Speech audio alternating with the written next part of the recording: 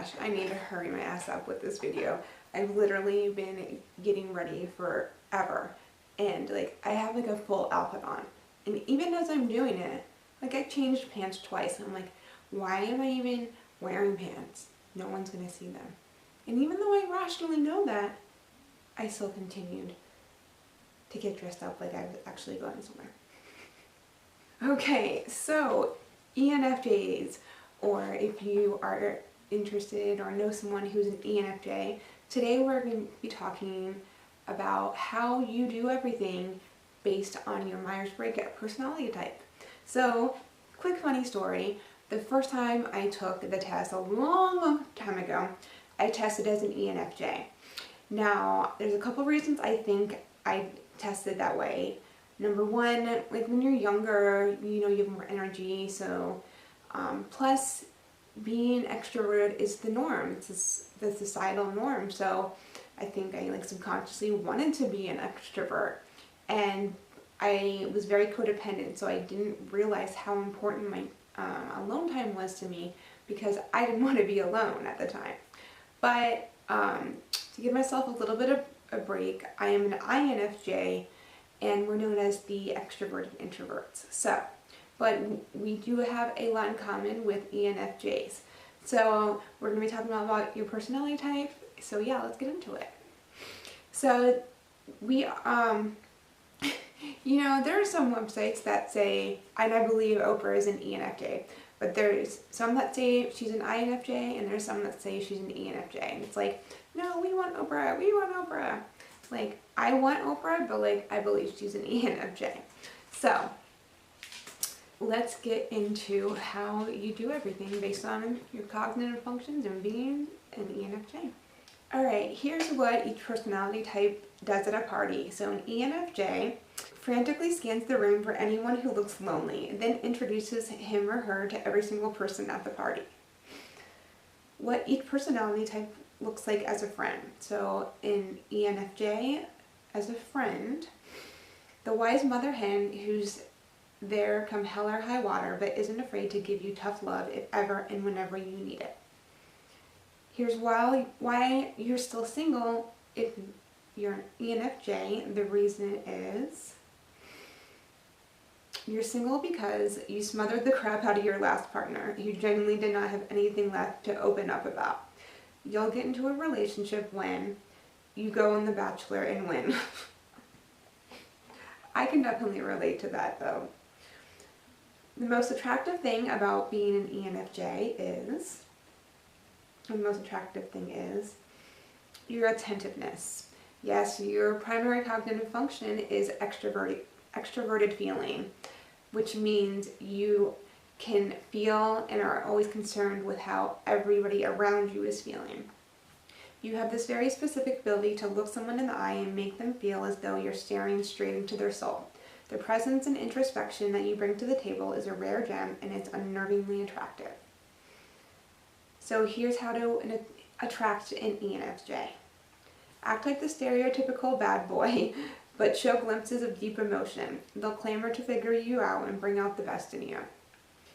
So this is who probably has a crush on you if you're an ENFJ. Who's crushing on you? The artistic one. They're creative, individualistic, and a little bit head in the clouds. You're warm, put together, and nurturing. They're taking their time to approach you to the point where you may not have even noticed that they're crushing. But this highly introspective type is drawn to your organized, empathetic nature. Even if you haven't spoken yet, chances are they'll have a painting, poem, or song that they composed with you in mind. You inspire them, and they could do the same for you. Just give them some time to move in closer. Their emotional depth will intoxicate and challenge you. Okay. What each personality type does if they like you. So if an ENFJ likes you, somehow they get you to open up about your deepest childhood trauma over coffee. I can relate to that as well. So if you're, this is what you should do for your first date if you are an ENFJ. Volunteer together. Your friendly and giving nature defines who you are, and what a better way to connect with a date than by giving back to the community that you care about together. You'll quickly see if your date shares your philanthropic nature, and if they do, they'll only become that much more attractive in your eyes. So the top deal breaker for an ENFJ is feeling unneeded. ENFJs love to give to others.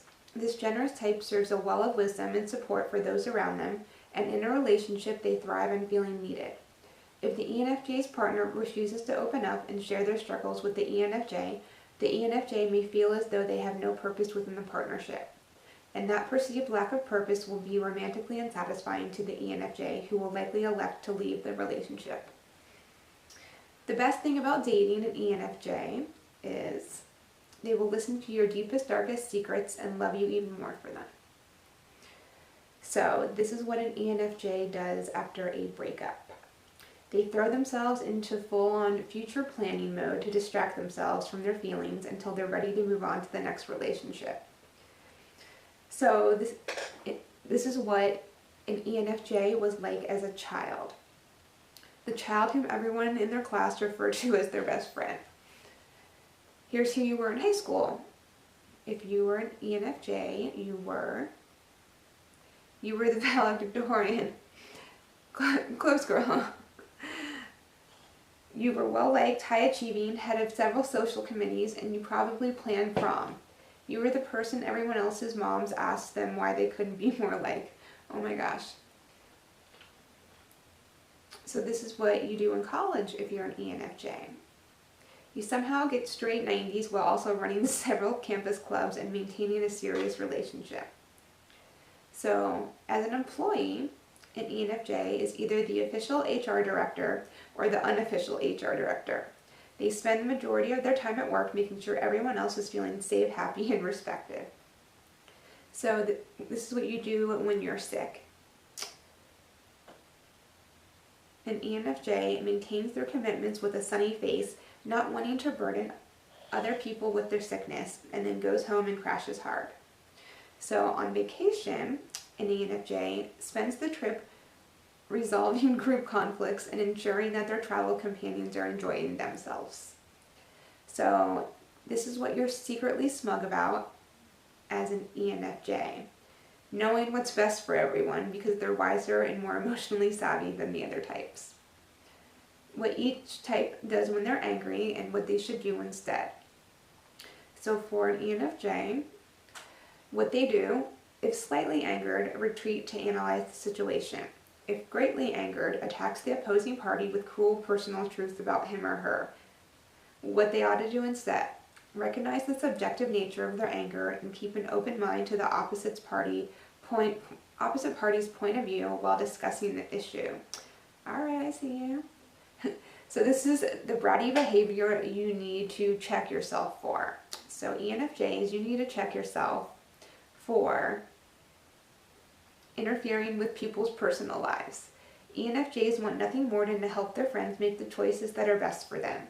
And unhealthy ENFJs often do so by manipulating their friends to make the choice they believe to be right, regardless of what their friend wants. ENFJs need to remember that as emotionally intelligent as they may be, they need to let others make their own decisions. Getting caught meddling puts them at risk of losing the trust of their loved ones and making the entire situation worse than ever. So this is how you prepare for the holidays. As an ENFJ, you see the holiday season as one big opportunity to bring their loved ones together and begins planning various themed celebrations. So when you make a New Year's resolution, ENFJ, I resolve to avoid meddling in the lives of my loved ones, even if they are making a mistake. Outcome, allows their friends to fail at their New Year's resolutions, then sits each of them down to talk about what went wrong and how they can fix it. Oh. So on a bad day, what an ENFJ needs is a huge hug and a sincere reminder of why you love them and all that you've learned from them. So what ENFJs are afraid of? Unresolvable conflict. ENFJs are the masters of smoothing over conflict between people they love, and the idea of not being able to do so strikes fear into their hearts. Without their magical interpersonal communication skills, the ENFJ would feel useless to those around them. And there's no thought more terrifying to this type than being useless to those they love. So your mental age, if you are an ENFJ, is 40. You always naturally assume the role of the wise mentor to those in your life. Your mental prowess resembles that of someone who's old enough to make decisions rationally and compassionately, yet young enough to execute them with an idealistic sense of enthusiasm. Your mother hen role in other people's lives plants you at the beginning of middle age mentally.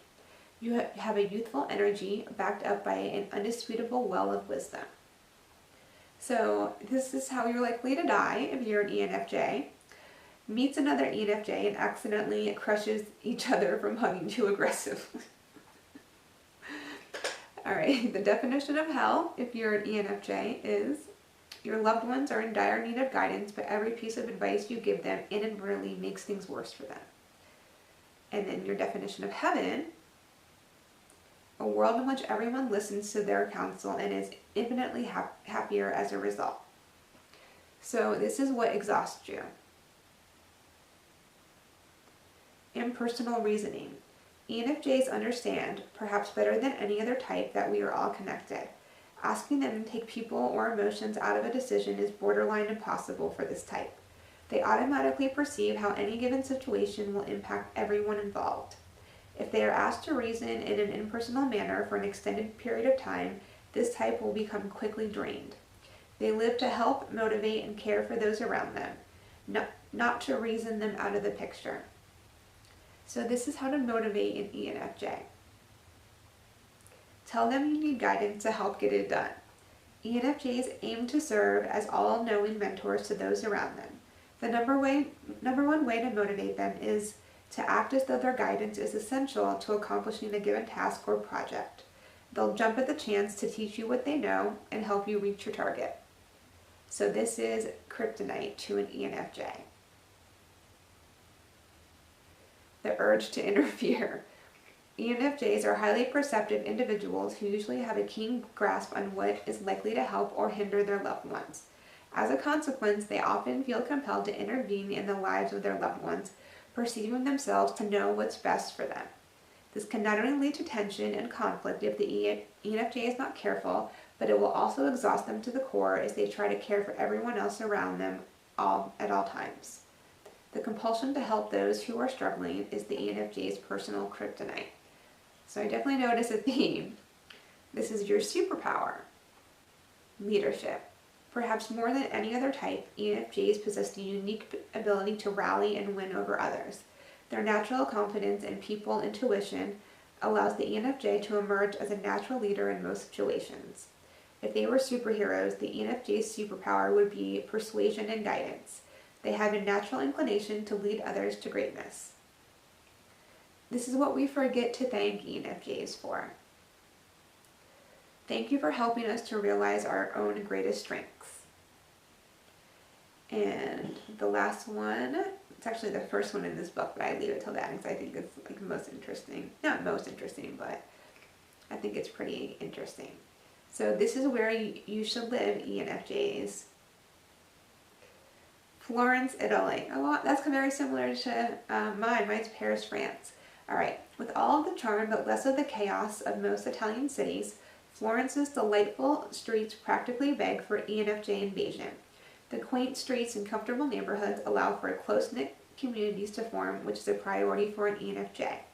This type loves nothing more than establishing deep connections with others and fostering those relationships closely. The family-oriented culture of Italy embraces these values wholeheartedly, with a country steeped in history and artistic creativity to boot. Alright guys, that was really fun for me. I hope you enjoyed it as well, especially if you're an ENFJ. Let me know in the comments if you resonated with these. If you did, which one did you like the most? If you didn't resonate with a certain question, which one was it? Alright, I will see you guys in my next video.